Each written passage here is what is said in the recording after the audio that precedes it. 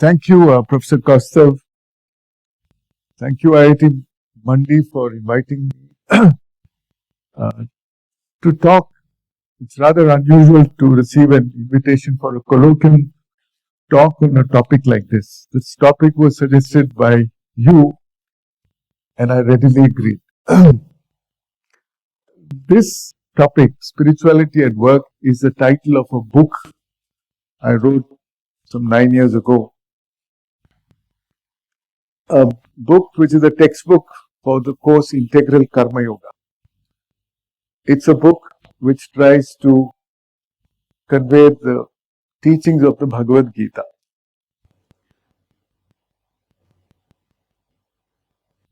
In a place like IIT, it's not easy to start courses like this, because IITs are meant to be scientific institutions, and if we have to introduce such courses, they have to be presented from a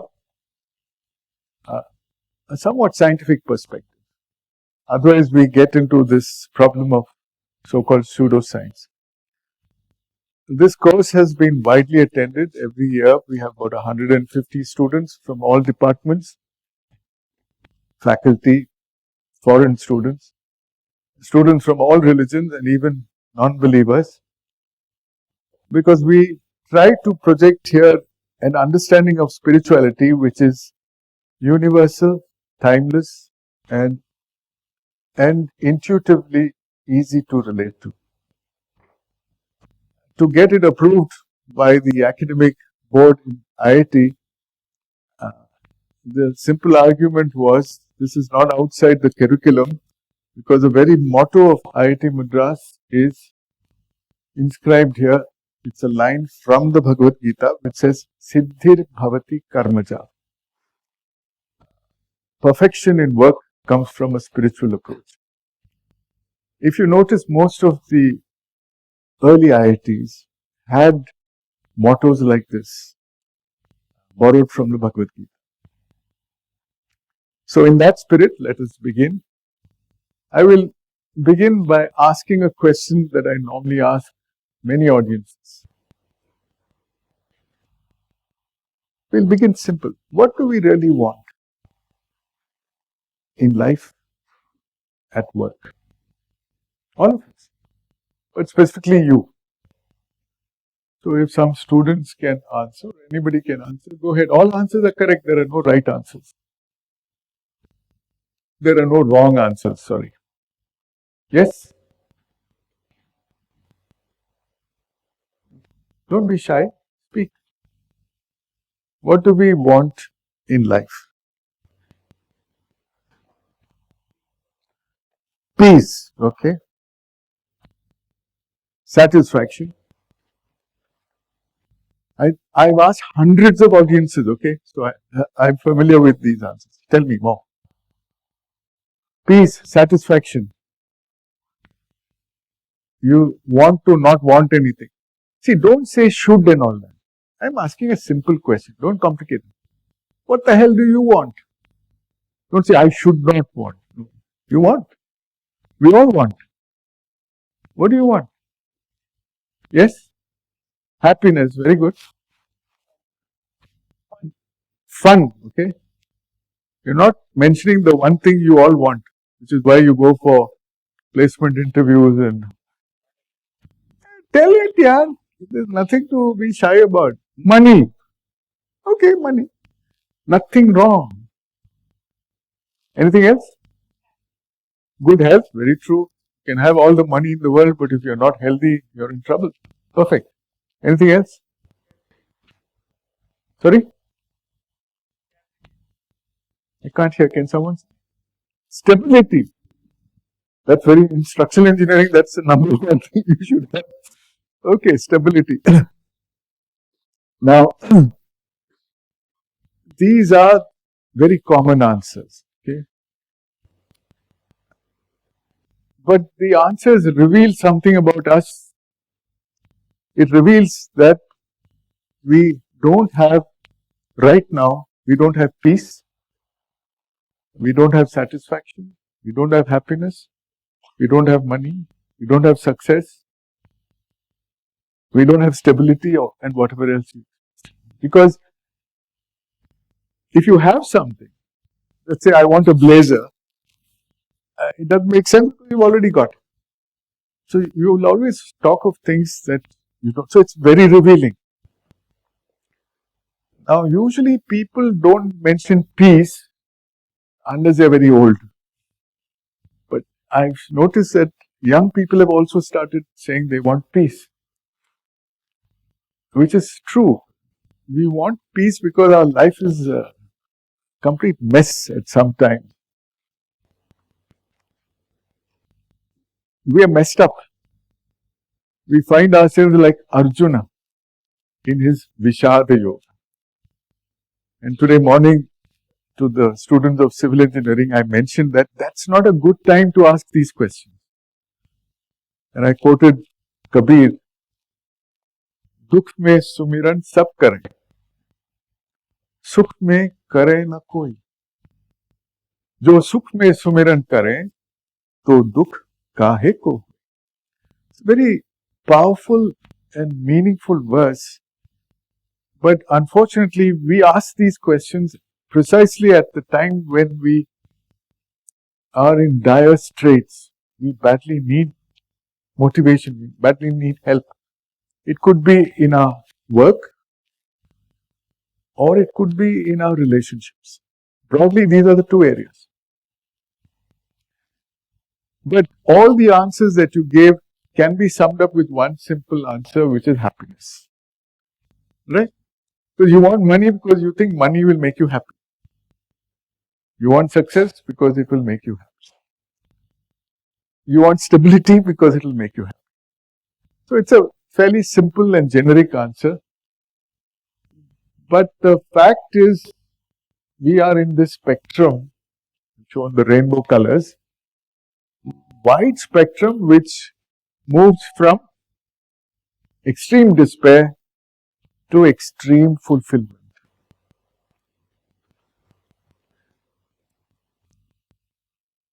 And what we call success is somewhere in the middle. What is the difference between success and fulfillment? Again, open question. Yes? Success is usually defined by society. You got through JEE, people will congratulate you because they all know it's tough to get in and you've done a great thing, you're successful. Fulfillment is something personal, something internal. Others may not be able to see it. And we are rating fulfillment superior to success here. In my view, vast majority of people have not tasted this part in a stable way. We are all familiar with this realm. And it's today morning's talk also was on fulfillment in civil engineering. You also know that most people have not really lived fulfilled life. So how do we do this? What's the secret? Let's look at that. Now, one of the reasons which the Bhagavad Gita emphasizes, because we live ruled by our lower nature. We live ego-centered lives. If you just look at our thoughts, mind is restless, but most of the thoughts are centered about me, my family, my promotion, what will I get, and comparisons with others. We are kind of stuck in this realm from morning till night, almost till the day we die. We live in a beautiful campus here. When we came here first, we enjoyed looking at the hills. But after some time, we pass by, we don't see. In IIT, we have deer. Everybody enjoys watching them and they take photographs and they send it to their families. Nowadays, you have social media. Everybody says, wow, what a campus. But after some time, you stop seeing everything. We don't somehow seem to enjoy what we have. We always yearn for what we don't have.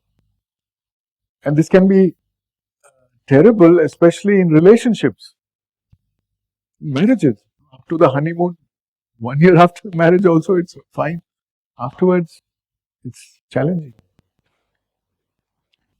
Then, this way of living, which is spiritual living, is something which we can call soul-centered living. And unless you see people actually living these lives, you won't even believe such a possibility is there. So our real problem in the world is we don't have enough exemplars. We have not seen actual people living in very authentic ways, not necessarily following the rat race, doing what everybody else says is important. This potential exists in all of us. How do we uncover it? That is the real topic. Thoreau, the American poet, thinker, who was a great follower of the Bhagavad Gita, by the way, he made this simple statement which is often quoted. The mass of men, those days it was all patriarchal, today we'll say men and women, lead lives of quiet desperation. Lovely words. That means we are on the desperation side, but it's not visible to others. It's all inside, back here. If it was true in those days, 100 years back, it's even more true today. So let's look at what modern science has to say, what doctors have to say, what psychologists have to say. So I've drawn a graph because we are all mostly scientists and engineers here. It's a very telling graph.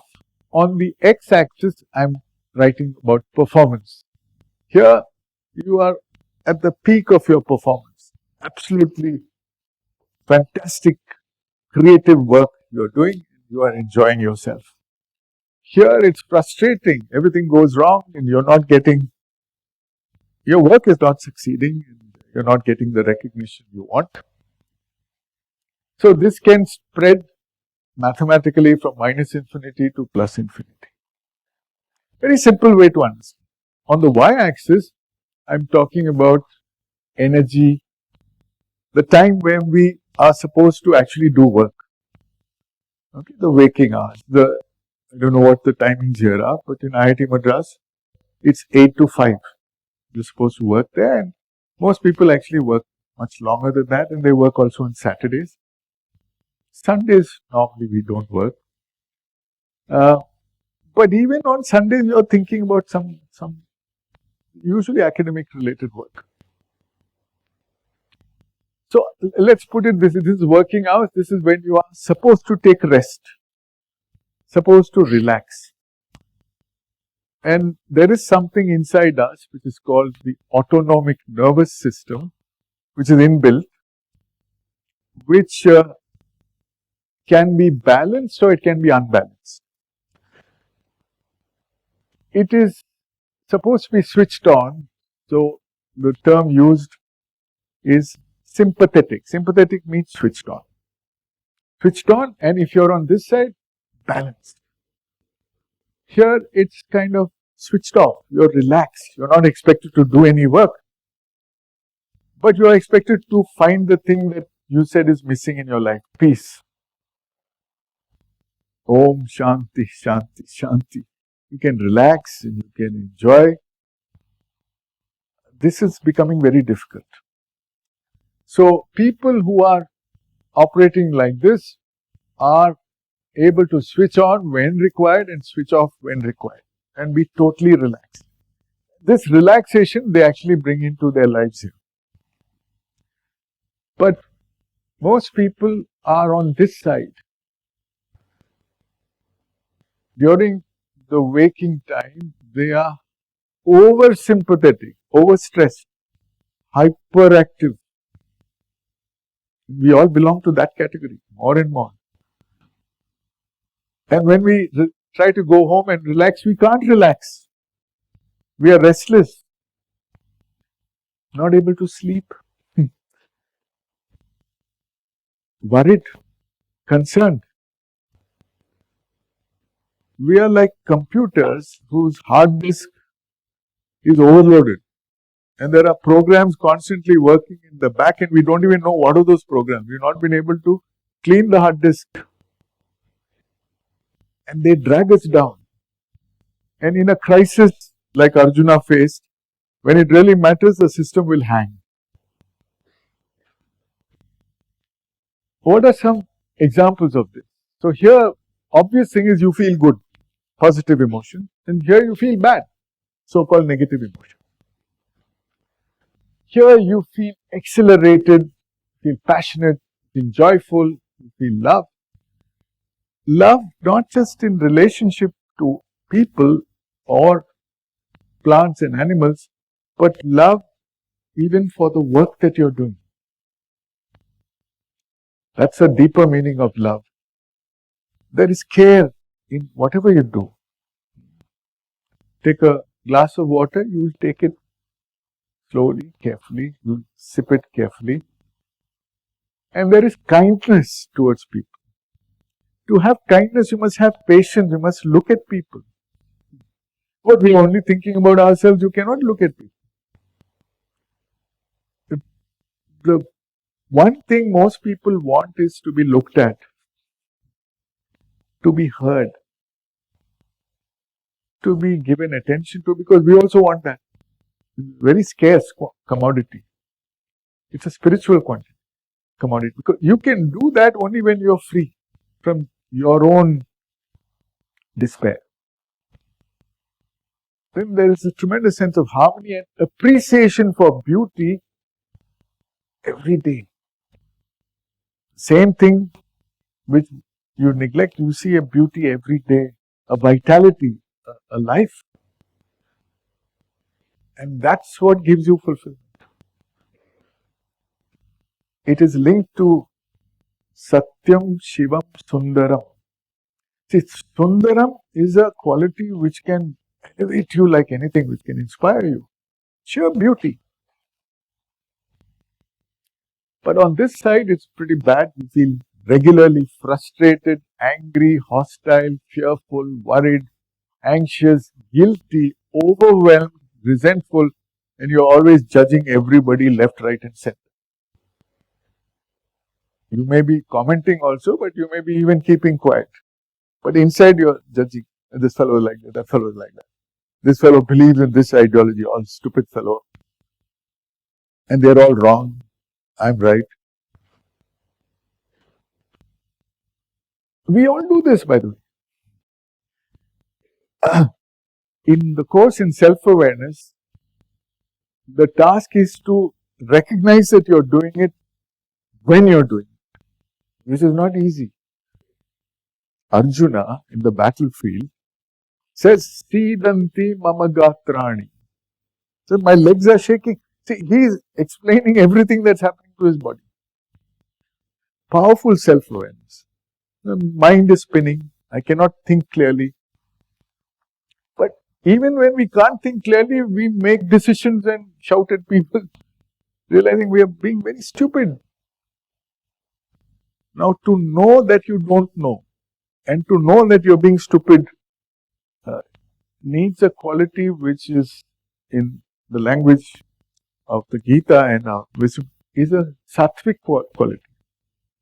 So I want to introduce that famous mantra, Asato ma satkamay. It has a deep meaning which is covered in the Gita, Asat and Sat, but let's just understand it as Asat stands for Asatyam, not the ultimate truth, changing, and Sat stands for Satyam. Tamaso ma jyotirgamaya. Tamas belongs to everything in the red sector, but basically darkness. And that's one meaning. And Jyoti is enlightenment, light. Mrityor ma amritam gamaya. Now, Mrityu is death, but it's anything in this realm of despair. Okay? The question, in fact, we had a discussion in the morning. I asked a student, not in the morning, yesterday actually. I said, why is it difficult to do things honestly? He said, we all want to be honest, but when the other person is flourishing by being dishonest, we feel bad, and so that's why we also become dishonest. Correct answer, I'm not saying. Then I asked, what do you mean by flourishing? Sir, honesty comes at a cost. I said, in my view, all that you say is completely ulta, completely wrong. Dishonesty is the cost. And what you say flourishing to me is naitik patan. So from this evolutionary angle, instead of going from asat to sat, tamas to jyoti, and mrityu to amritam, you are going in the reverse direction. How can you call that flourishing? Now, our problem is we don't see this. Theoretically, somewhere we say, maybe theek hai bhai. But we don't actually see it as a living reality. This is our tragedy. You may have PhDs, you may be from IITs, but we are just as stupid as everybody else. We live lives of quiet desperation despite our intellectual, so-called intellectual capability.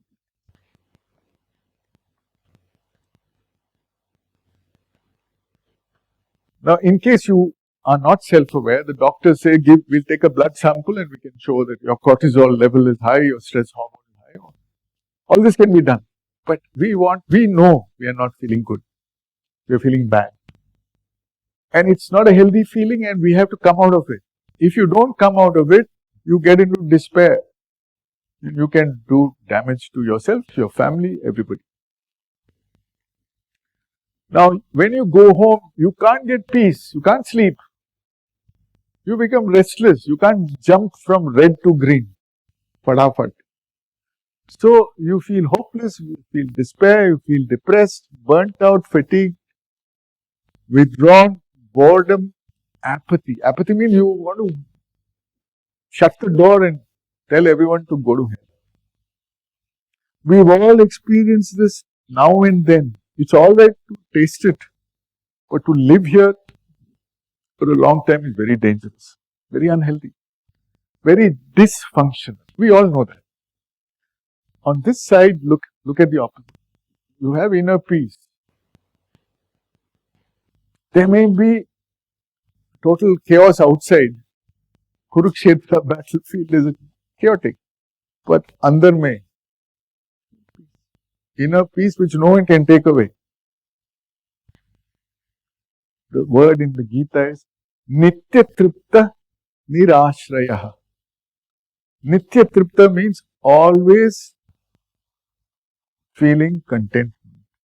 Nirashraya, you feel that contentment because it's coming from within. It is not dependent on how people behave and what happens. What is education if we don't learn this? There is equanimity. A lot of emphasis in the Gita on this. I'll show you. There is acceptance. You accept people just as they are. Don't begin by saying, "Arey yaar, useless fellow, why are you like this?" People are the way they are because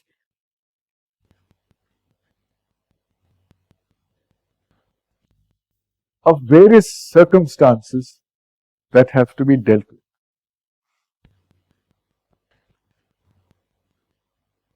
Okay, there were other things, forgiveness and so on, you have seen that.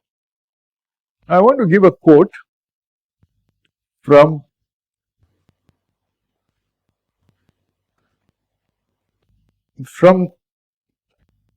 the Western world. This quote is 40 years back, coming from America, coming from a pastor, Bob Moorhead, he said this. We have taller buildings but shorter tempers, wider freeways but narrower viewpoints. We spend more but we have less. We buy more but enjoy it less. We have more degrees. Look here, look here. The fire burning here is more important. That's what you have to attend to. Okay? That fire can be doused. We have more degrees but less sense. We have more knowledge but less judgment. More experts. So many sitting here, yet more problems. More medicine but less wellness. We have multiplied our possessions but reduced our values. We drink too much, smoke too much, spend too recklessly, laugh too little, drive too fast, get too angry quickly, stay up too late, get up too tired, watch TV too much, and pray to self. Forget TV, social media. You know, without the phone we cannot live. We are constantly driven by that. The lesson you learn from that is whenever you light a lamp, the wick which should be lit should always be little short. In life also we need to balance that fire. If the fire is large, the Gita itself says it can go out of control. Mahashara Mahapapma. So we are learning a lot of things in today's session live, but pay attention. Another thing, you should plan. The light has to be lit for this period of time. So the quantity of oil you should pour should also be very limited. Okay. But we learn. See, all of us make mistakes. Making mistake is not. Learning is the most important. We've learned to make a living but not a life. We've added years to life but not life to years. We've been all the way to the moon and back but have trouble crossing the street to meet the new neighbor. We've conquered outer space but not inner space. We've done larger things but not better things. We've split the atom but not our prejudice. We plan more but accomplish less. We've learned to rush but not to wait. We have more weapons but less peace. That's why you ask for peace. These are the times of fast foods and slow digestion, tall men and women but short character, steep profits but shallow relationships, more leisure and less fun, more kinds of food but less nutrition, two incomes but more divorces, fancier houses but broken homes. Now this was written, or this was mentioned 40 years back in the West. It seems to have some truth even in Mandi today. Yes? Now the big question is, are we correcting this or we are rushing headlong in the same direction in our developmental model? What do you think? If this is a good model, we should follow it. But something is radically wrong. It's not delivering the fulfillment that we want. The question is, what is wrong with this model of development of education? What is wrong? Yes?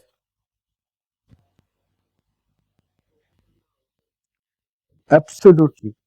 See, he says here, we've conquered outer space but not inner space. Even in our education, it's totally materialistic and without a focus on dharma. So, in IIT Madras, we use a word called funda. Our funda is our goal somewhere. We need to set it right. So that's what we attempted in IIT Madras. We said learning arts and science, engineering, medicine can be and should be made effective, exciting and inspiring. But is this education adequate to live meaningfully, authentically, holistically in fulfillment? No, we have to add something, and that should be In fact, in the Gurukula system, that was core. All your engineering and all were electives. Now the core is gone and the elective has become core. So in 2012, actually we had many programs earlier. We started these two courses. They're called GN, a new category. GN stands for general. Anybody can take the course. It's a credited course. Self-awareness and integral karma yoga. These are the two books which I had written. Stop Sleepwalking Through. This is a textbook used for self-awareness. Spirituality at Work is used for integral. These are the students attending these courses. Large number, including foreigners. And we also realize that the real key to this is in teachers. So once a year we conduct programs for teachers all over the country. It's called SAGE, Self-Awareness and Higher Goals in Education. We used to do it every year, now we do it every alternate year. Just to, not to teach, just to expose people to what we seem to be missing. Now, Spirituality at Work is about Bhagavad Gita, and whatever I'm going to say next will be from the teachings of the Gita. Just an overview, but I'll try to explain it in a very simple way. The Gita belongs to the Bhishma Parva in the Mahabharata. The Mahabharata is the greatest work of literature ever produced by mankind. It is the longest epic ever written. Okay, it's at least 1 lakh verses long. It's poetry. And there's a statement in the Mahabharata itself which says, whatever is here may be found elsewhere. Whatever in the realm of dharma, artha, kama, moksha. Those are the 4 purusharthas. I'll come to that. Is all here. And what is not cannot be found anywhere else. So we will benefit if we can really read.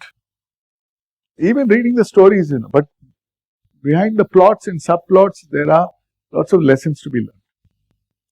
So in my post-retirement period, I have devoted myself to actually writing on 4 volumes, totally around 1600 pages. Motilal Banarsi Das has brought out the first 2 volumes, you can check it out. Easy to read, but through the eyes of Vidura. And Vidura is giving a commentary on everything. And you can see how relevant it is to our daily life, why we are on the red side and what needs to be done to go to the green side. So let's talk of Purushartha. Why do we do anything? So in our ancient wisdom, they use the word Purushartha. Purusha means man, Artha means meaning.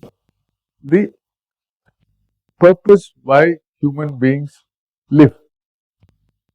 They easily categorize it into 4. The first is Kama. Now, Kama in general means desire. But when you put it in this pyramid of Purusharthas, it has a special meaning. It means sensual pleasures, sensual enjoyment, which is not wrong. But in that also you have very crude, you have very refined. Enjoying nature belongs to this. Okay, and there are many crude versions you already know.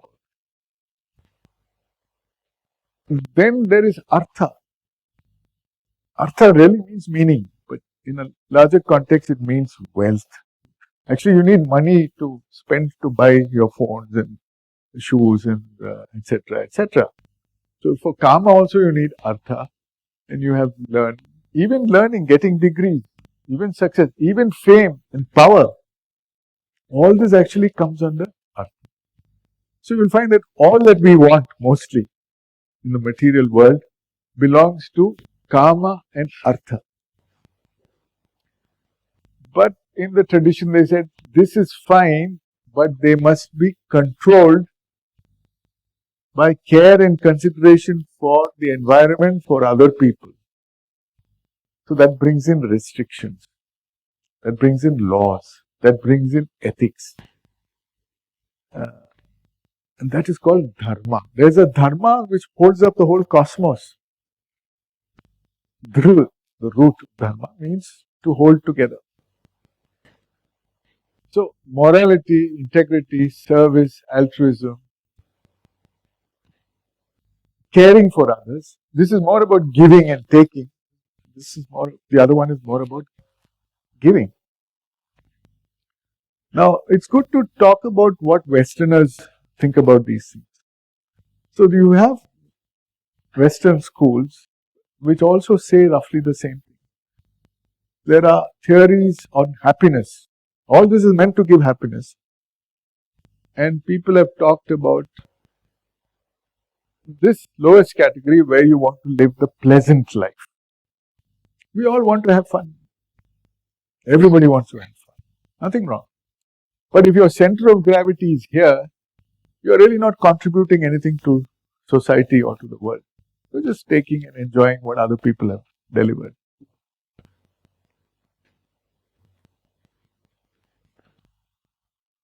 This is much more meaningful. And if your center of gravity is here, you're living the good life according to this. And examples given is, see, just sitting and watching a cricket match on TV or a football match and enjoying and clapping brings some enjoyment. Actually playing and excelling is a different level of enjoyment, where you are actually feeling it firsthand and you may excel in whatever game you're playing. Whole life is a game. So you choose your game and you excel in playing that game. So artha is also, and other people will get influenced positively by what you contribute. So artha is also is good. Then they also talk of altruistic life, philanthropies, and people who devote their lives to service of others, which is rated the highest in all religions. And there your center of gravity is in dharma, and they use a word called meaningful life. There your impact on society is significant. And they say the happiness that you get living a meaningful life is much more than what you can get in a good life or pleasant life. And people should rise up to this. This is meaningful and we all understand it. But the Indian wisdom tradition, even the Bhagavad Gita says, this is not the ultimate. This will not give you enduring fulfillment. Can you tell me why? This is important, but this is not the ultimate. This is not the Shreyas which Arjuna asked Krishna on the battlefield. He said, what will give me the ultimate Shreyas? Shreyas means the ultimate good. Yes? What is the limitation of this? Most people say this is the best thing you can possibly do. Yes? Repetition. Limitation. I didn't hear. Can you want me to repeat the question?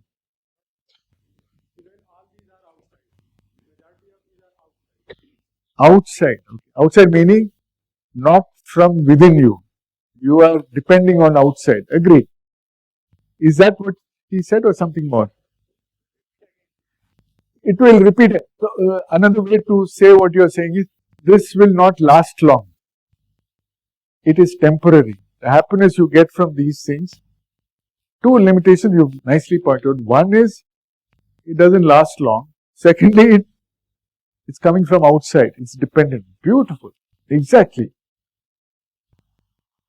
See, you want something to last, but that which you think will promise happiness itself doesn't last. See, you thought buying that new car will give you happiness. Now, the happiness is not a property of the car. Your neighbor buys a bigger car, you become You lost your interest. Let me not talk about wife and so on. But this is how it is. It is dependent on factors beyond your control. And you don't even have control over your happiness. Correct? That's true. So they are object dependent. Vishaya is the correct word. And they are not, they are temporary. They will come and go. So the path of prayers is short-term happiness. Nowadays we say instant gratification. That's what sells. So that's a limitation. Very well, correctly put. Now, Kabir said this beautifully, lovely doha. Kasturi kundal base. Kasturi is a fragrance, a scent, a perfume, which is extracted from the intestine of a special species of deer. Now, in the poet's imagination, the deer can also feel this fragrance. It thinks this fragrance is coming from outside. Mrag dhoondhe ban mahi. So it's searching for this source of this happiness everywhere. Where will I get it? IIT Mandi, I'll get it. Okay, which department will I get it? Which paper I will get? Which citation I will get it? Which promotion will give me this? You're going on running after and you get something and say, bhai, ye kuch garbar hai. And then you say, no, I must now become. Until the day we die, we are going on sniffing around and running around. This is Kabir. What a beautiful line. We are like this deer. Jo ghat ghat Ram hai, dunya dekhe nahi. Now, Ram here you should take as fulfillment. It is coming from within, but we think it is coming from outside. That is the big mistake. Today morning, one student asked, because the talk was on civil engineering, but he said, sir, I have always wondered, Arjuna was lucky to have Krishna as his charioteer. But to solve our problems, where will we get such a charioteer? So, the answer is, charioteer is within you, in your own antaratma. You have to look within, and you will find. For sure you will find. So, that is called moksha, okay, which very few people understand. It is liberation. It is actually going beyond all limitation. And then, you can say, this is not there in the happiness book, but you could say, if you live a life with your center of gravity here, then you could call that a true spiritual life. The movement asato ma satkamaya, tamaso ma jyotirgamaya, mrityor ma amritam gamaya is a movement from here to there. It's an evolution in our consciousness. It's the game of life. And it gives fulfillment. It's like hide and seek, it will come and go. It will become stable when you reach. This we are just following what everybody else is saying. In the ancient times, they used to follow certain rules, karma kanda in the Vedas. But you are still trapped in samsara, going around in circles. This has a strong dose of jnana. So the Upanishads belong to this realm. This is a jnana kanda. This is a path of shreyas, this is a path of prayas. Now, even when you are tasting it here, you will start manifesting fulfillment. There's a big difference between trying hard to do things to get somewhere, to become happy, starting from a state of unhappiness, and doing the same thing from a state of fulfillment.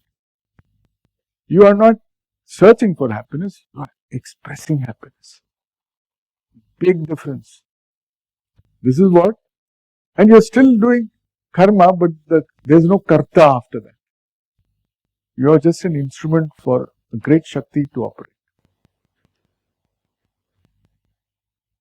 So, you continue living in the world as a Jivan Mukta, and you bring down this into, you inspire people, you do what needs to be done. This is what the Gita teaches.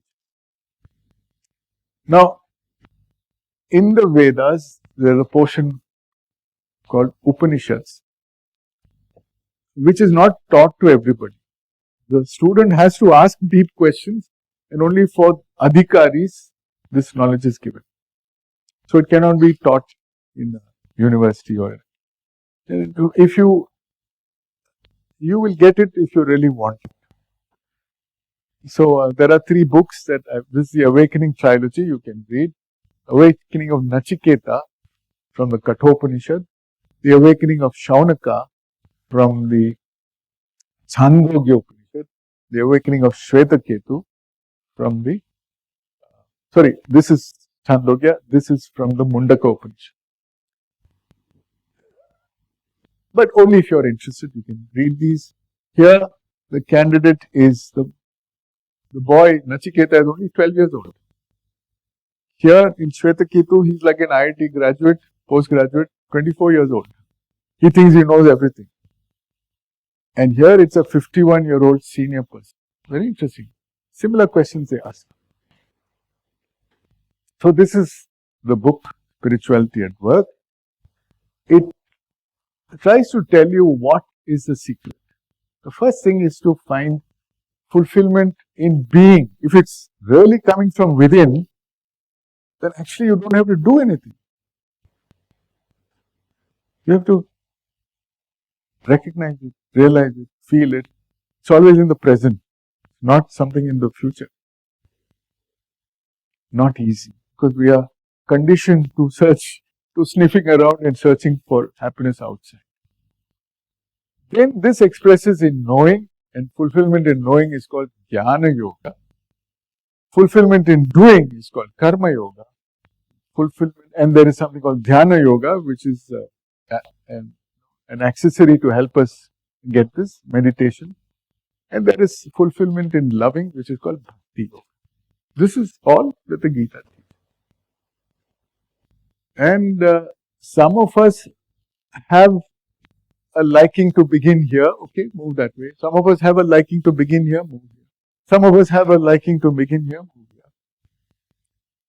Now, in my view, this is absolutely necessary for all of us.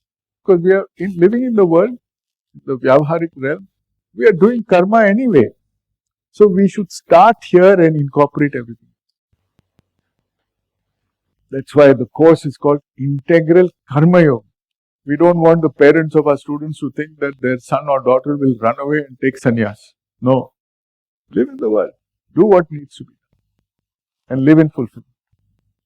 So I'm going to give you, because time is limited, snapshots of these 4 yogas. Is that okay?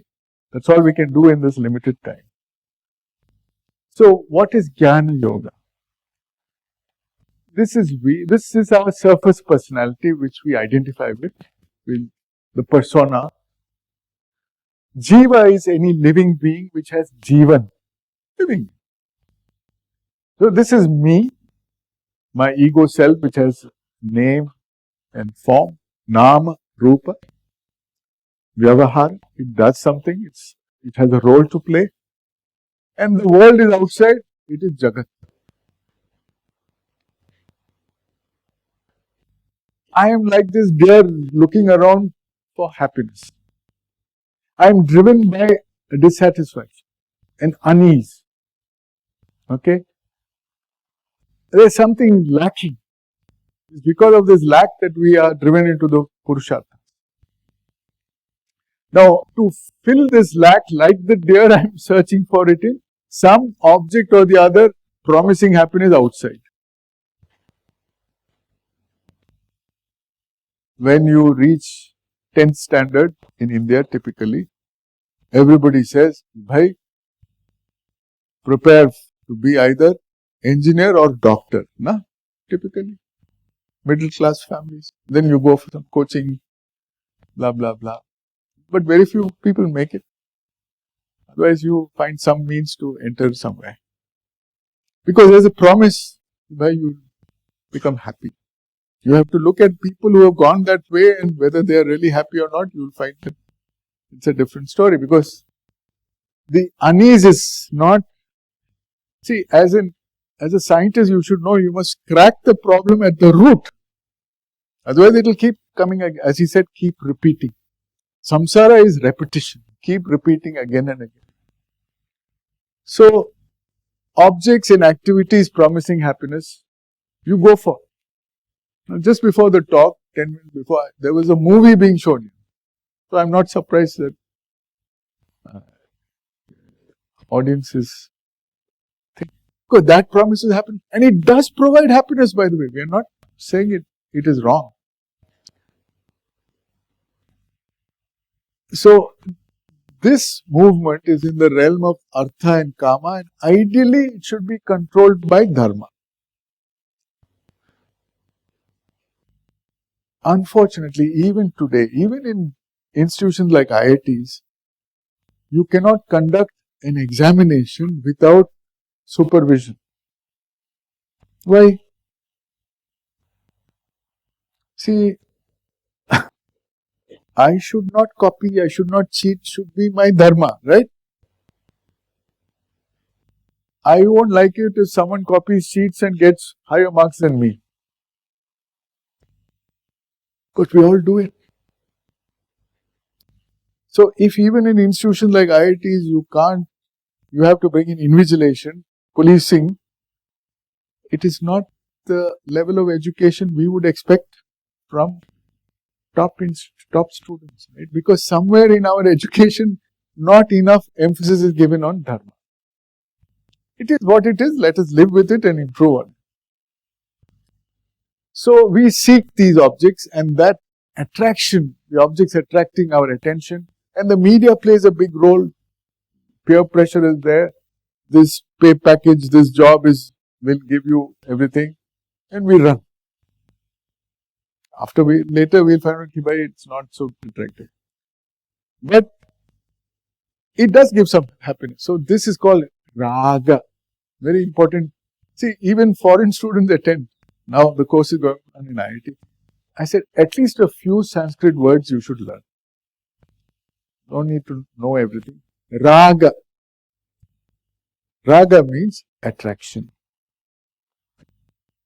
And it leads to attachment. So we exert ourselves. That movement outwards, engaging with the world, is called pravritti. Vritti is a vibration.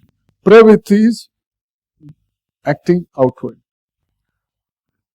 The jiva engages with the jagat through pravritti. But sometimes you also want to withdraw. There's some person you don't want to meet, you want to run away. There are things that you don't want to, you're not attracted to, you're repulsed by. So sometimes your happiness comes by running away. And that resistance, that movement in the opposite direction, aversion, is called dvesha. Raga and dvesha are said to be two sides of the same coin. Okay. If you have raga for a few selected things, you will have dvesha also. And the same things that once gave you raga can give you dvesha. You will see it in relationships. Falling in love. Nothing wrong, but it's sometimes a fall, real fall. And then you ask the girl, Bhai, what happened now? Said, he turned out to be completely opposite of what I thought he was. Now, did he really change, or did our understanding improve later? That's a big question. We didn't see it. We wanted to see only certain things, we'll see only that thing. So, it's easy for raga to switch to dvesha. The underlying everything, and that is the cause of the unease, is bhaya, the fear. You get some good things, immediately you are afraid that you will go away. It is true, it won't last. You can enjoy whatever you want, but it's good to know that it will not last. It's also important to know that the terrible things that are coming in your life will also not last. And it gives you happiness, but that happiness also is temporary, as we saw. It doesn't last. And when it stops lasting, what happens? You go back to unease. Then you go again in this circle. So this becomes a chain. And you keep doing it without thinking. It's like a merry-go-round, keep going round again and again. After some time, you will feel कि भाई कुछ तो गड़बड़ है. Something is wrong with this way of living. But it may take many lifetimes. It is then that you say that just because majority is running in that direction doesn't make it the right thing to do. Then you want to do the right. Now, if we are scientifically oriented, we should say कि भाई there must be a root cause, because if you keep going around in the circle, you'll never find the root cause. So you should ask, is our basic nature lack and unease? Or is it like Kabir says, that it is full of that perfume which somehow we are only occasionally feeling? And now you see how this makes sense. Living this life is what Thoreau says, lives of quiet desperation. So what is our daily project if you are living in that red spectrum, from despair to success? It is actually to somehow overcome unease. If you look carefully, when you get what you badly want, the joy you get is actually a feeling of relief. You are relieved from that unease. It's like you sweat a lot and then someone puts on the fan. The sweat has gone away and you feel it is not gaining something positively. You can't gain what you already have. Very interesting. Just think of this, our daily project for everybody. We run around like hell. Even in the academic world, we do a lot of work. And yes, it is doing some good. We are not denying that. But how much good? I want to ask this strongly, because we are in IIT. Government is investing so much of money to IIT. Look at Mandi. Look at the common people. So many people living in sheer despair, wanting 2 square meals, wanting shelter, wanting clothing, thinking that all great people are living here and they are doing some work which will help us. Are we helping them? I'm just raising a question. In what way all the great intellectual work we are doing is reaching them? What is our priority? Are they a matter of concern, or our publications and citation index, and that too in journals which nobody reads? It's asking you to think, because spirituality at work compels us to ask these questions. If basically the fullness is already there, fulfillment is already there, Purnata is already there, then it should manifest to express itself. And that expression should help. The word used in the Gita is Loka Sangraha. Should help the world around us, especially the people we are close to. Don't you agree? Just think over it. A common reply I get, I talk about it to all the faculty. Sir, everybody is like that, the system is like that. But I'm asking a person who has gone beyond the good life, who's gone into the meaningful life, especially who's gone into the spiritual life, will never accept that as well. So I don't need to live this way. So, sir, you won't get your promotion. I don't care. Whatever I will get, I will get. The line in the Gita says, you live the right life, yoga kshemam vahamyaham. Your material well-being is my responsibility. You don't worry. That's a line stolen by Life Insurance Corporation. It is their motto, yoga kshemam vahamyaham. Now, jnana, we are into the topic of jnana yoga, is exploring why are we having this unease. And then we'll find that it is because of ignorance, avidya. If this ignorance is not being removed by vidyalayas, it's because the realm of domain of vidyalayas is this realm, not even dharma, is this realm. You think happiness you'll get from external development. It is in the realm of what is called aparavidya, lower vidya. We don't explore paravidya, which is the only way you can practice, not knowing who I am. So to do this, you have to stop doing your pravritti. Actually, you will stop doing pravritti when you are reasonably well off. But there must be some deeper purpose in my life. To discover that purpose, you have to contact the source.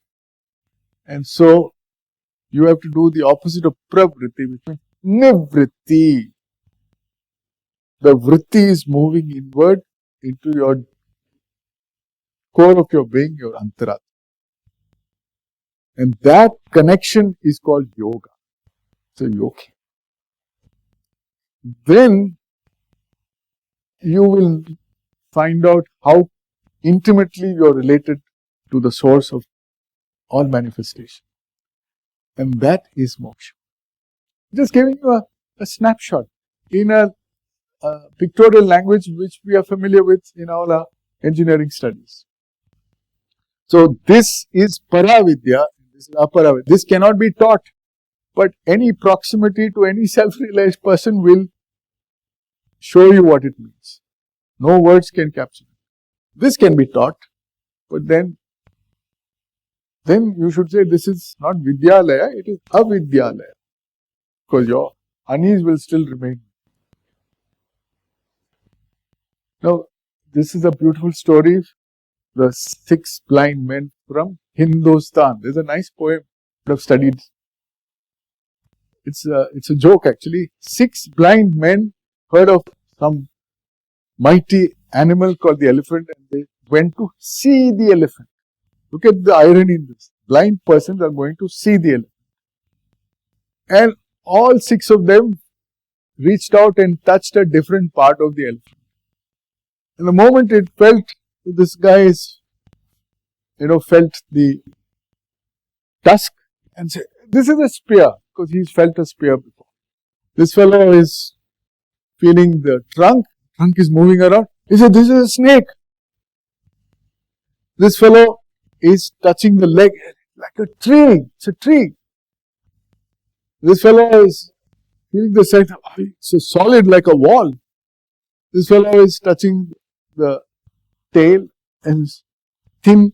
It's a rope. Many intellectuals, we are like this. We are not wrong because we are 100% sure of what we are saying. Because our conditioning, our background, our experience says it is. So if you hear somebody else say, "Hey, bhai, it's a wall," you say, "What rubbish you are saying? Wall will not move. This is moving like a snake." Nonsense. And often in religions, we have these kind of arguments. I am right, you are wrong, you don't know anything. You should read the Shastras, know what the reality is. But I must at least acknowledge ki bhai, you are also an intelligent person, perhaps more intelligent than me. There must be a reason why you are saying what you are saying. So out of curiosity, I said, let me find out why my brothers are talking like this. So that's the only way you will know the truth. You have to temporarily let go of whatever you are rigidly holding on to. That is very difficult because we are wedded to our opinions and beliefs. Let go and say, "Arey, dekh lete hain, why is he saying?" Then you go and say, "Arey, it's true." Says, my brother has said, right, this actually feels like a wall. So you go around, you see that everybody is partially true, and then you admit कि भाई it's a mystery. पता नहीं क्या है. It is greater than the sum of the parts. That will bring humility. And that is needed in jnana. Okay? Now, in the realm of jnana, we talk of 3 levels of understanding. We should know. I have access only to my mind. I don't have access to your mind unless I have some power, some siddhis, or I am telepathic, or I am very empathetic. Even my opinion of you is based on the clothes you wear, my past experience. I can never know you. So, the world that I see is a world at the level of my mind, subject to my conditioning, my background, my samskaras, my vasanas. With that, I navigate the world. It's limited, it's biased, it's prejudiced, it's conditioned. I must first accept that. How many of us accept that? So that level is called pratibhasika. So you take a simple thing. We've learnt in physics that we see the world with our eyes. Eye has a convex lens, the retina, right? In physics, we are taught that what you see through a convex lens is an image, and you know all the calculations, focal length, blah, blah, blah. But the mystery is the image is always inverted and diminished. So the world we see, क्या सब कुछ उल्टा है क्या? And at last we don't know. Then we know that the doctors say that there are some nerve endings, rods and cones at the back of your retina which transmit an image to the brain, and in the brain what do you see? You see an image. Image is from the word imagination, purely mental. And with that we are conjecturing there must be a solid real world outside. It's a mystery actually. So that is pratibhasika. In a dream also you can see. The dream, when you wake up say, Arey, it's all my imagination. So pratibhasika classical meaning is the dream world. But anything that you have access to is limited to the pratibhasika. And the vyavaharika is the world in which we engage. It's a world where there is vyavahara, there is transaction, give and take. There is meaning. The world, the waking world. But where does the vyavaharika come? Some physics, they say Big Bang. Okay? But before the Big Bang, it must be potentially there. So it's a big mystery.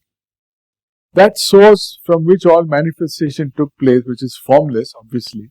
Space and time came after that, which is beyond description, beyond thinking, is called Paramarthika. That is the real meaning of ultimate spirituality. We use a word called Brahman. Nirguna Brahman. Akshara Brahman. Let's not get into those words. We sometimes use the word Ishvara. God, which has 2 aspects. One is Nirguna and the other is Saguna. Okay? And the 2 are joined together in a word called Purushottama in the Bhagavad Gita. I won't get into all that. Now, the closest you can get to truth is if you align your pratibhasika, which you know is limited and biased, to the vyavaharika reality. Willing to correct yourself, like these guys are willing to correct themselves. And the pratibhasika should ideally be so still aligned to the Paramartha. This is yoga. When that connection is genuinely there, authentically there, you will do what is meant to be done, and there is no you doing it. There's only one being which is doing everything. So, I could cover Jnana Yoga with just that, okay, because it's a big topic, only for those who are interested. And the Guru will come when the student is ready. That's for sure. Now we have Dhyana Yoga, which is very important for all of us to succeed in life. You must be able to focus. So Vyasa has given a commentary in which he talks of our mind being like a cow which feeds in 5 pastures, 5 grasslands. First, he said Kshipta. Kshipta is always distracted. See, your minds were Kshipta when the fire was there and you left the slide, you left the speaker, you left the spirituality at work. But that is interesting.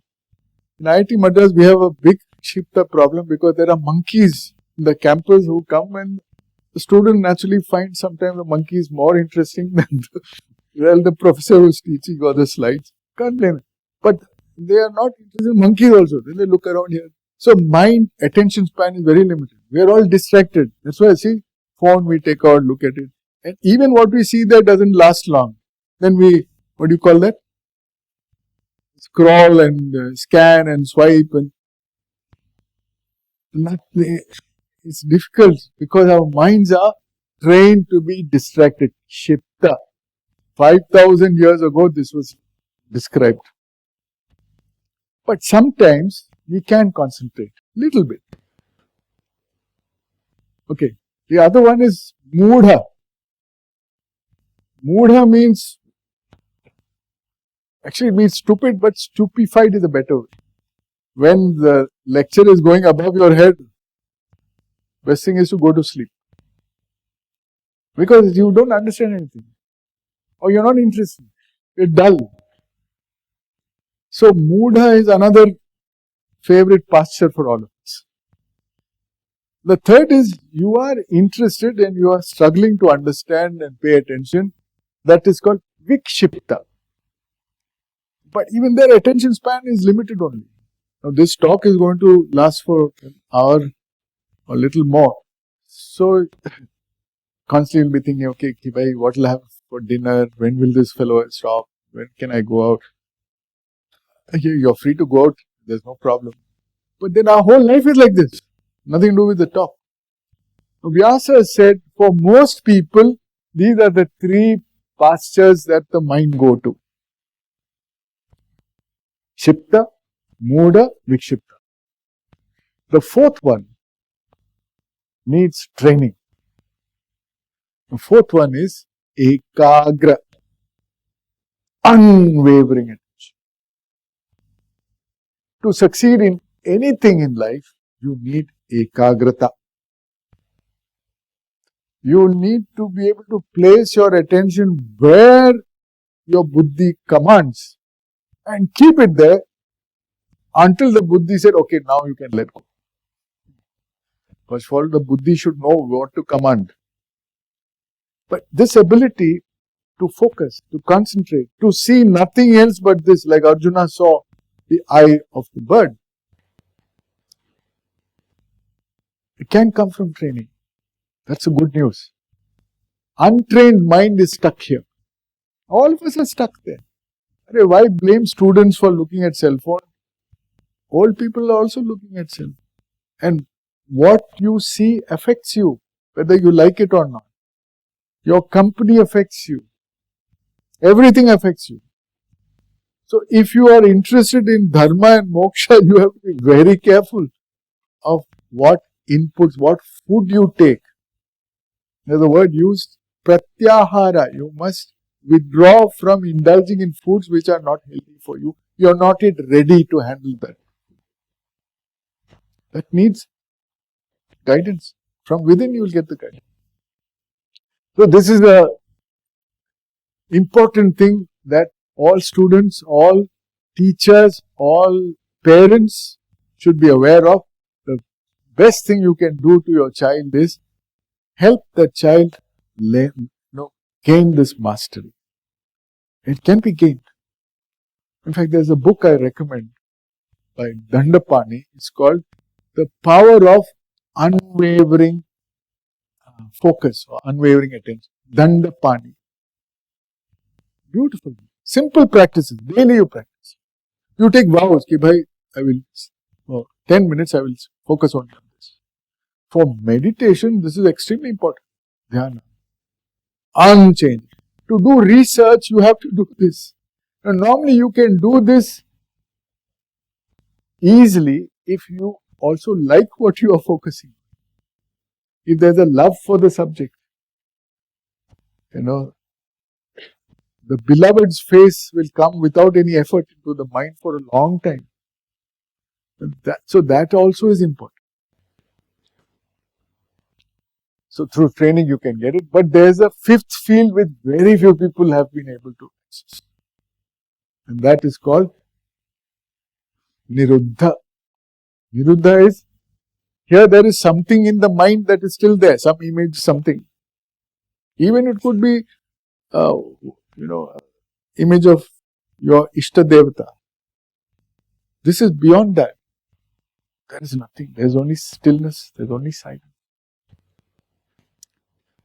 We have meditation exercises where we try to help people know that there is an ever-present stillness and silence that we are always ignoring.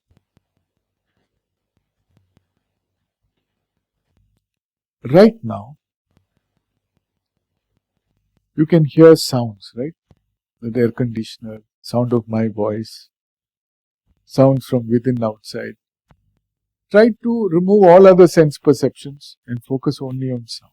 You will find the sounds are all coming and going, vibration in the eardrum. Where is it coming from and where is it going? It's coming from a silence. If all sounds stop, the silence will be visibly felt. But we are usually uncomfortable with that silence. You want some noise. Here, you are looking for that which is nitya, unchanging, sat. That's when you become not only comfortable with silence, you discover a ananda in that stillness. So this is a very high stage. It's called Niruddha. And in Patanjali's Yoga Sutra, the most important sutra is Yoga Chitta Vritti Nirodha. When all the vibrations in the mind are stilled, then you have achieved Samadhi. Okay. Samadhi really comes from concentration. Now, it's important to know wherever your mind is going is revealing your character. Your energy is going there. It's mostly dissipated because it goes from here, there, nothing useful comes out. So, energy flows where attention goes is a famous statement made. Now, this Dandapani in his book says, you are the sum total of where you have been investing your energy your entire life. Your physical, mental and emotional makeup are a byproduct of your conscious or unconscious investment. I showed you a first slide where we showed the red spectrum and the green spectrum. If we are mostly in the red spectrum because unconsciously our energies are going there, getting into dysfunction. So we must know where it is being dissipated, where it is being wasted. If it's collected together, it's very powerful. It's like a magnifying lens which can take down the sunlight and actually burn a piece of paper. It can produce fire.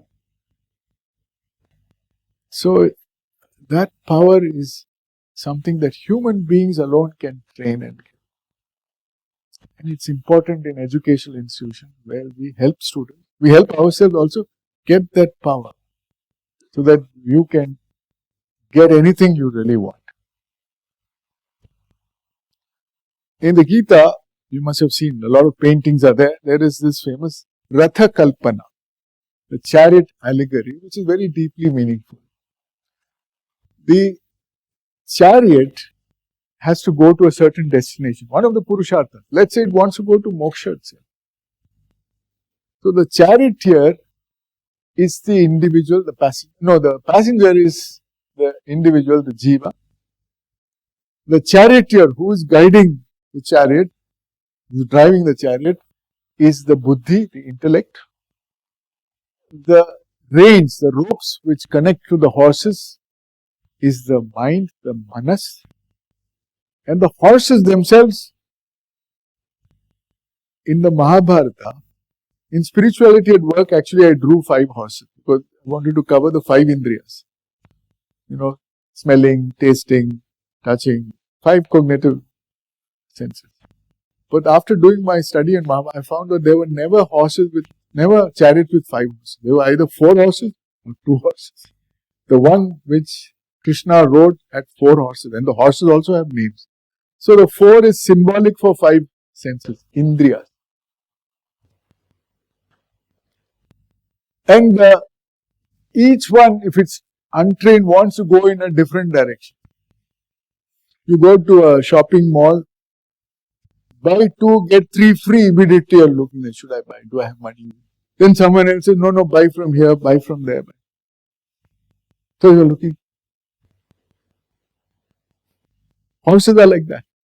Being pulled in. But you are supposed to go somewhere else, not be distracted by objects here and there. Those distractions which those objects are Vishaya. Very simple description. Now, if you really want to go somewhere, you need a good driver and you need trained horses and you need control over the horses, right? Then only you can go to the right place. Unfortunately, our buddhi is not well developed. Our manas is also not well developed. And the horses are uncontrollable. They'll just go here. So how can you function meaningfully in life with this setup? The CEO of a company is one who should have total control. But here the CEO is outside the chariot. Right? Because no control. So it's a very meaningful analogy. Another analogy which the happiness psychology books give, which I like, is the Atma, which is within the Antaratman here, should be having control over the buddhi over the manas, over indriya, over vishaya, not the opposite. Now, in the story, Krishna tries his best to prevent the war. Actually, he goes on a peace mission to Hastinapura, and everybody is convinced what he's saying is true. And he even gives his Vishwarupa Darshan there. But Duryodhana is not convinced. Duryodhana is actually telling some powerful words which sometimes comes to us also. He says, Janami dharmam nacha me pravritti. Don't lecture to me about dharma. I know what is dharma, yeah? But the fact is I cannot practice it. My pravritti is not following dharma. Janami papam dharma nacha me nivritti. I also know what is wrong. But I cannot stop myself from doing wrong. Look at this. Kenapi devena hridi sthitena. There is a deity, a powerful deva or asura, whatever you want to call it, which is forcing me to yatha nitosmi tatha karomi. It is forcing me to do what is being done. Don't give me any advice or lecture, it won't work. This is not in the Mahabharata, this is in another work. But sometimes we are also like Duryodhana. So it won't help. So there is a elephant allegory which is in modern psychology books. There's a mahout which climbs on the elephant. Now if you wear a suit like this, corporate person, and climb on the elephant, I want to go there, the elephant will just keep quiet, smile. It might even stay there, or it might go in the opposite direction. Now this is the elephant is our body, sense, mind, buddhi apparatus. Not in our control. Even if we want something, we cannot. So we have to understand what the hell this is all about. The Gita helps us understand what is the current constitution of this body. What are the gunas in the body? The good thing about the elephant is elephant can be trained. Untrained, it won't listen to you. So that is the moral of this. The rider may want to reach a destination, but the elephant, far more powerful, may choose not to obey and do whatever it wants. The constitution of the elephant, made up of its samskaras, its gunas, governs its behavior. This varies from person to person. But the elephant can be trained, repetition of tasks to achieve the spiritual goal, which is vital, physical, mental, or intellect. So in all these parts of the body, you have to do training. Isn't this education? Is it there in our curriculum? Is it not important? I'm just asking. Is it pseudoscience? No, it makes sense. So, I think this is very popular in the US now. They have a lot of teachers who teach the Buddhist practice vipassana of mindfulness. That's a good start. It's all about clear observation, awareness, and knowing of what is arising and passing away in each present moment. What is the vritti in my mind? Where is my mind paying its attention? The key aspects are awareness, presence, attention, non-judgment, spaciousness, kind curiosity. See, there is a vast background and stillness in which all this is happening. So you must also be aware of that stillness and background. Mindful awareness is a skill that can be developed and perfected so that it becomes a permanent trait, an attitude, and a resource for power, strength, calmness, clarity, compassion, and insight. It's a Buddhist practice, but very beautiful. Mindfulness is being simply aware of what's happening right now without wishing it were different. Look at this. First job is to see क्या हो रहा है.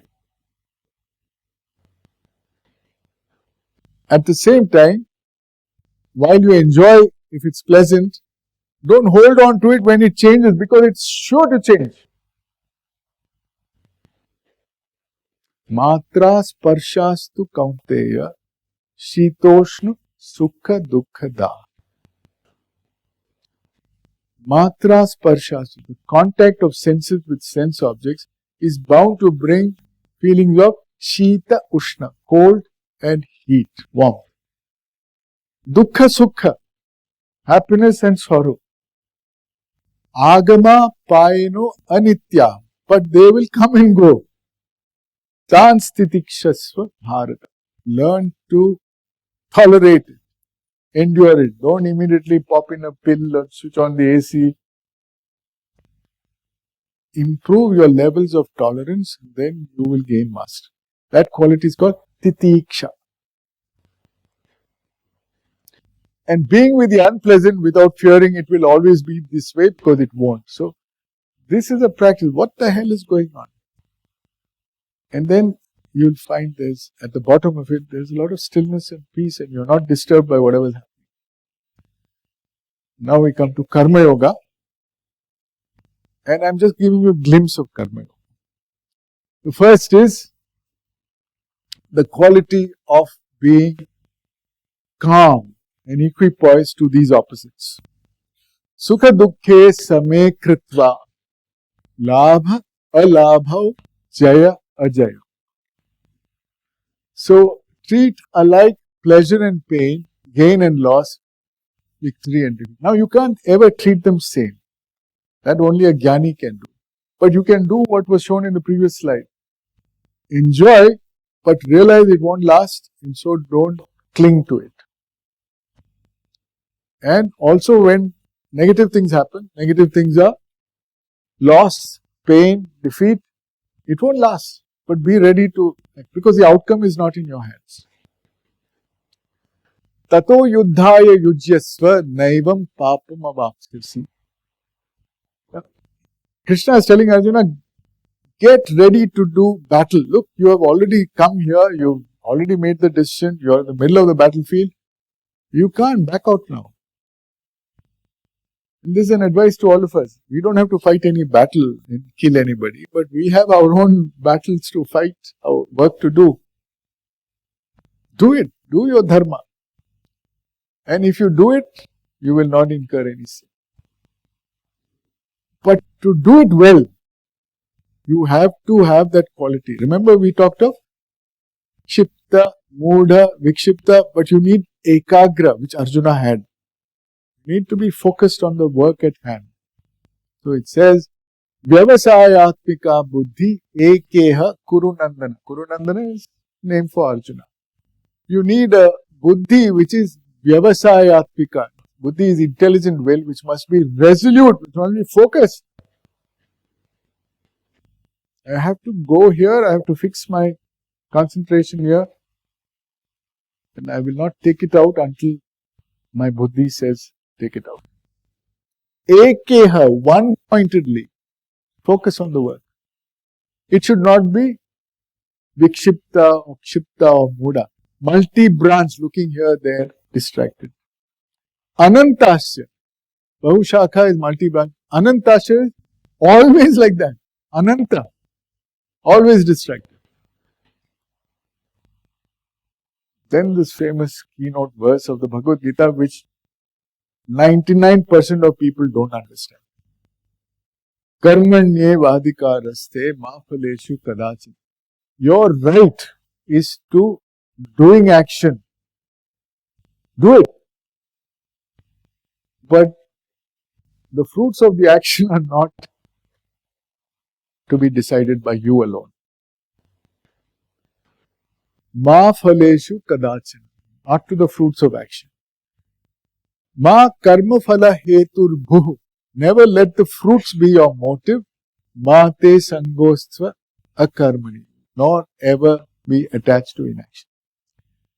Now we must begin by saying that this seems very impractical. Almost everything we do is motivated by some desire, some outcome. How can you say, don't worry about the outcome, just focus on the action? Nobody will do that kind of action. Yet, if you recall, there are some actions you have done like that. This is the hallmark of a karma yogin. So to understand this, you have to know a little more. I'm going to bring in a little modern psychology to show how this can be understood. Otherwise, but one more statement is here. Doesn't mean you should stop doing anything and take to laziness and negligence. Inaction you cannot do. Other definition of karma yoga is samatvam yoga uchyate. Samatvam is equipoise. The key definition.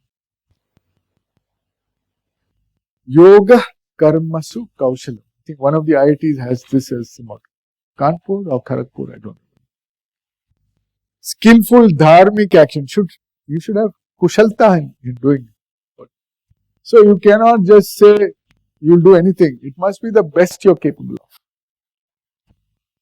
And do whatever needs to be done, niyatam kuru karmatvam, with a sense of niyamya, regulated, control.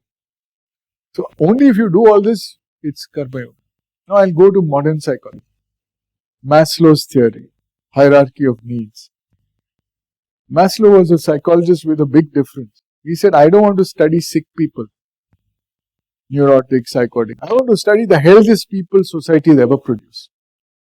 What makes them tick? What makes them fulfilled? And he said, people do things out of need. What are the basic needs? Physiological needs, body needs, safety needs, belongingness and love, and esteem needs. Physiological needs are needs of the body we share with animals. Safety needs are things for the future. I must, make money, save money, which humans only think. Security. Belongingness and love is I must share my love, my happiness with my family, or I must have a feeling of belongingness. When I go around, I should say I am an IITian, so I get some bhav out of that. And esteem has two levels. One is a lower self-esteem where I constantly need approval from others. Higher self-esteem is you already have self-confidence and you don't really need that. It is when you have higher self-esteem that you can cross this line. Otherwise, these are called deficiency needs. Most people are stuck with deficiency needs. Maslow in a study found out that there are few people, rare people, even young people who are not in deficiency needs. They are difficult to understand by people who are operating here. And what are these higher needs? Knowledge for the sake of knowledge. Art for the sake of art. You are not driven by these. You are trying to express some tremendous talent hidden in you spontaneously. You are driven from within. Nobody can offer a carrot to you, and carrot and stick approach won't work. You will do it because you are born to do it. And those are, he called, being needs or growth needs. And a person who has reached this, man must become what he's meant to become, or woman, you are said to be self-actualized. Arjuna was self-actualized in his archery, in his dhanurvidya, in his kshatriya behavior also. So he will understand the meaning of this, because then you are not doing things to satisfy some deficiency need, which is what you are doing it because it's meant to be done. So only when we cross this line to some extent we'll understand this. And then beyond this, Maslow said it's meta needs, and he didn't go further. He said, I have to go to India and see people because there are sages, there are rishis here who have actually gone beyond all this. And this is called self-realization. Now, in education, it's difficult to find a self-actualized teacher. It's far more difficult to find a self-realized teacher. But this is the whole purpose of education, to rise to this level. So, what about the type, the kind of happiness? The kind of happiness you get here is unbelievable. People at the lower levels will never understand.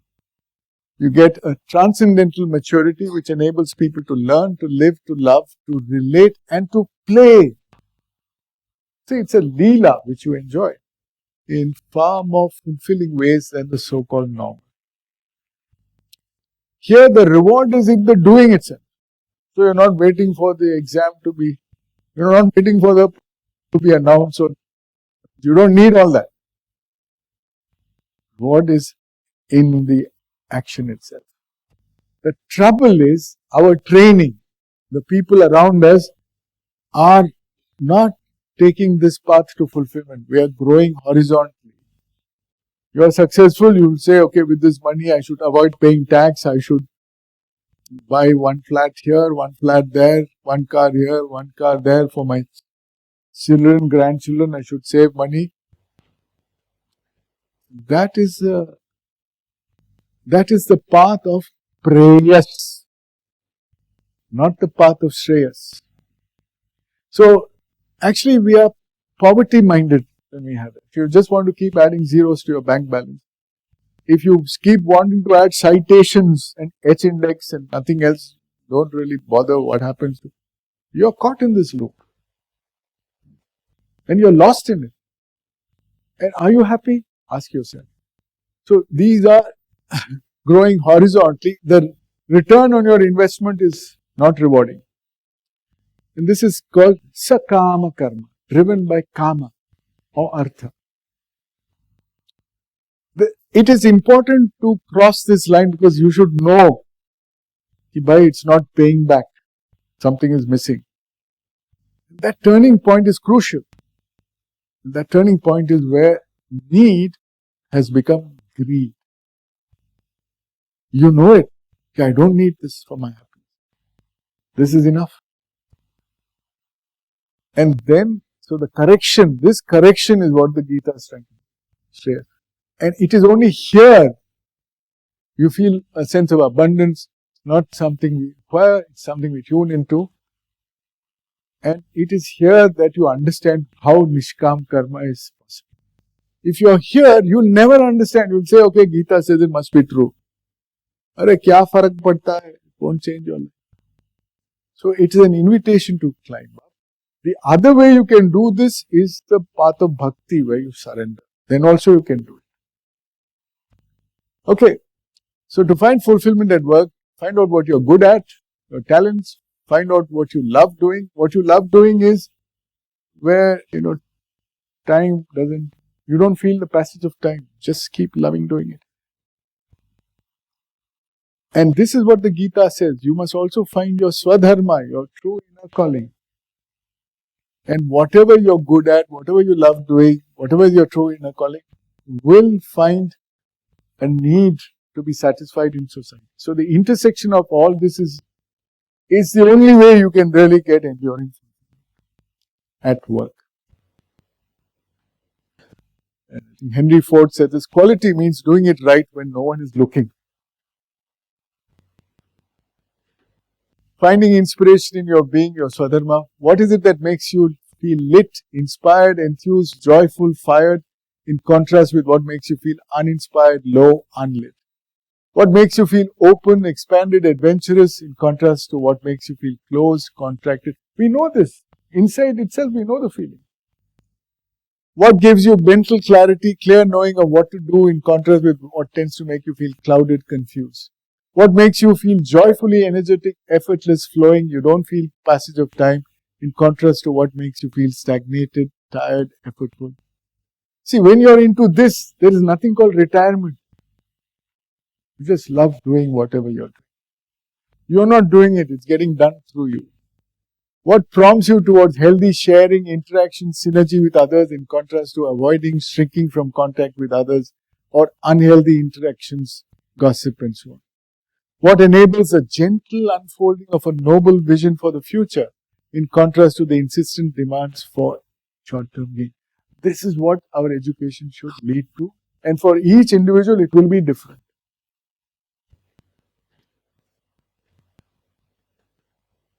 Another crucial aspect of Karma Yoga which very few people have understood is this. Prakrite kriyamanani gunai karmani sarvacha. Actions are done entirely by the three gunas, three modes of nature. But we claim ahankara vimudhatma, that's all of us. The deluded ego self imagines kartaham iti manyate, I am the doer. This is a big shock which the Gita tells. We want our name first in the paper, we want to say, I did it, I wrote the paper. Who are you? You are just it's Prakriti which is doing. So this needs a lot of discussion. I don't have time to explain, but this is the real shocker. What are the three gunas? Tamo guna, tamas, which is about inertia, rigidity, mechanical nature, ignorance, delusion, coarseness, heaviness, slowness, dogmatic conservatism. What I believe is the truth. All that you are saying is all rubbish. Sloth, laziness, dullness, grief, depression, decadence. This is what you get, the consciousness in matter. Rajas is dynamism, vitality, activity, excitation, struggle, pain, restlessness, lust, conquest, greed, instability, insatiability. You need this to bring change. Okay. You see the vitality in animals. And sattva guna, poise, fineness, lightness, harmony, illumination, joy, balance, calmness, gentleness, care, morality, lucidity, purity, empathy, truthfulness, honesty. And this is the development of the mind.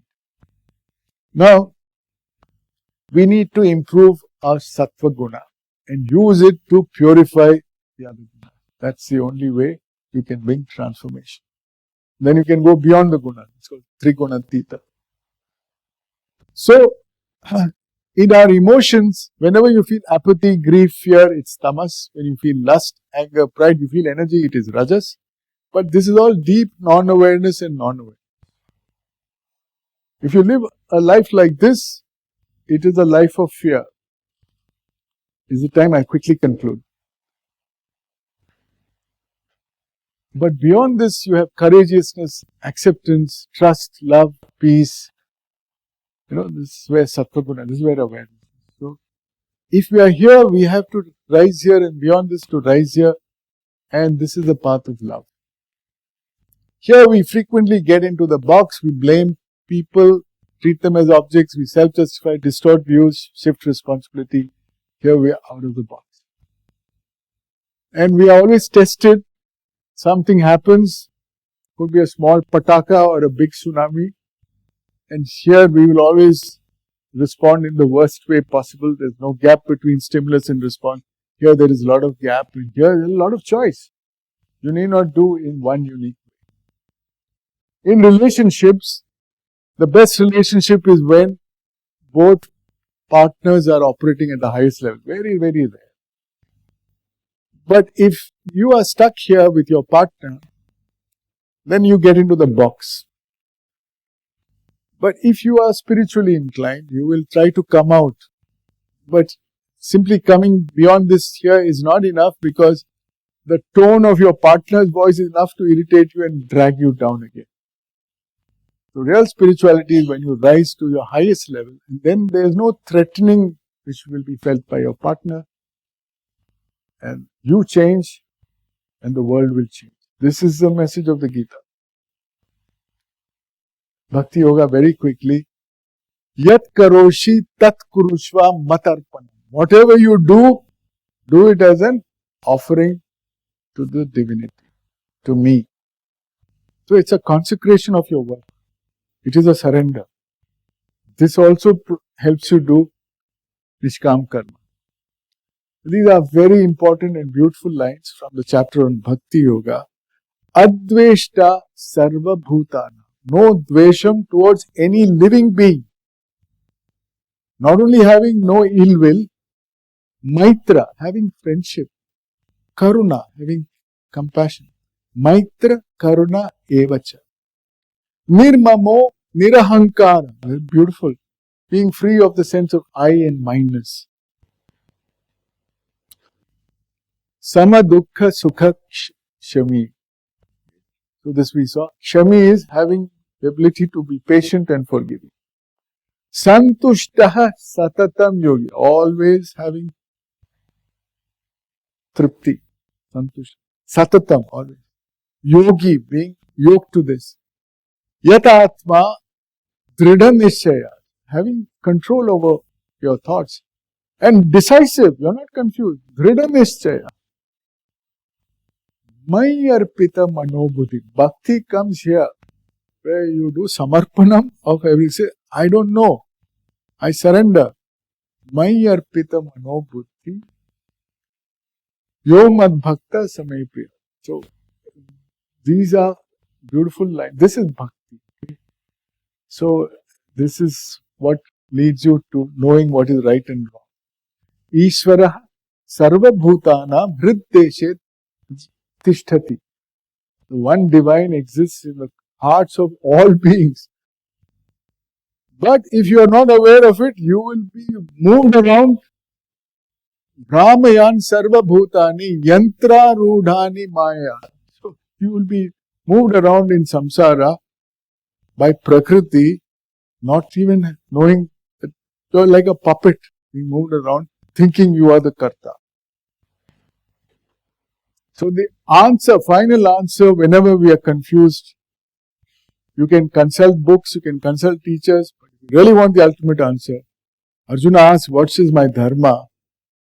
He says, really want the ultimate answer, then the answer comes only when you connect with the core of your being. Give up all your ideas of dharma. Sarva dharman parityajya. Mamekam sharanam braja. Surrender entirely to that divinity. What's the outcome of that? Aham tvam sarva papebhyo. I will take care of all your inadequacies, your sins or whatever.